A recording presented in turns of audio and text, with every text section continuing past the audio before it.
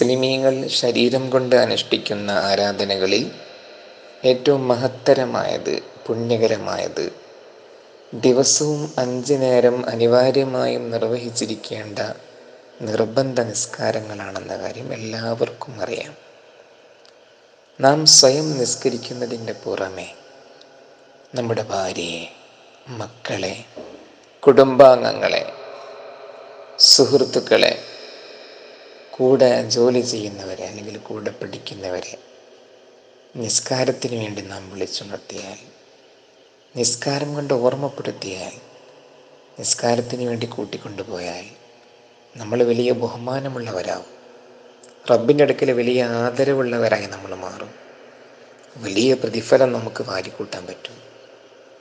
നബി സല്ലല്ലാഹു അലൈഹി വസല്ലം തങ്ങൾ പറഞ്ഞു, ലാ തസബ്ബു ദീക ഫഇന്നഹു യൂഖിദു ലിസ്സലാ.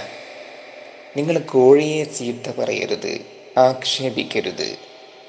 കാരണം കോഴി നിസ്കാരത്തിന് വേണ്ടി വിളിച്ചുണർത്തുന്നുണ്ട്, ഓർമ്മപ്പെടുത്തുന്നുണ്ട്, സിഗ്നൽ നൽകുന്നുണ്ട്.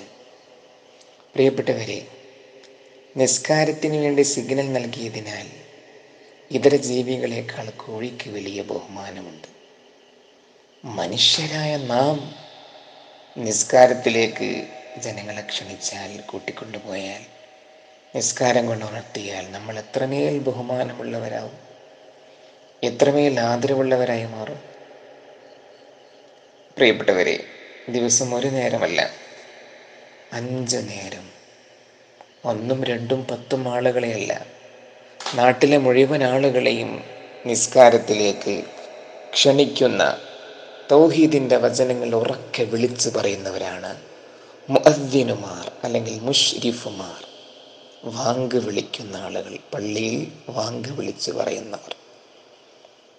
അവരെക്കാൾ നല്ല വാക്ക് ഉച്ചരിക്കുന്നവർ ഈ ഭൂമിയിലില്ല എന്ന് സൂറത്ത് ഫുസ്സിലത്തിൻ്റെ ഒരു ആയത്തിൽ നിന്ന് നമുക്ക് വായിച്ചെടുക്കാൻ പറ്റും. പ്രിയപ്പെട്ടവരെ, വലിയ ബഹുമാനമുള്ളവരാണ്, തുല്യതയില്ലാത്ത പവറുള്ളവരാണ് മുഅദ്ദിനുമാർ. അവരെ നമ്മൾ ആദരിക്കണം, ബഹുമാനിക്കണം. അവരുടെ നല്ല രൂപത്തിൽ മാത്രമേ നമ്മൾ പെരുമാറാവൂ.